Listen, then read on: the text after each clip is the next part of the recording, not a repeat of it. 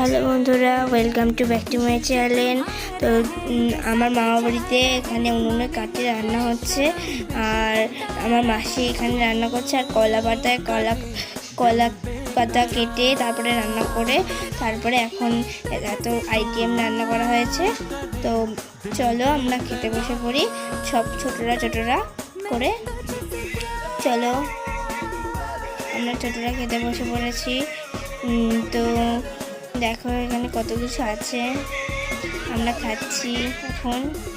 এখানে আমার ভাইও খেতে বসে পড়েছে, দেখো আবার হাই করছে। আমার দিদুন আছে এখানে।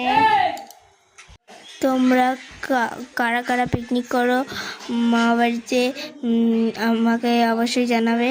আর এটা আমার দিদুন, তো কমেন্ট করে জানিও।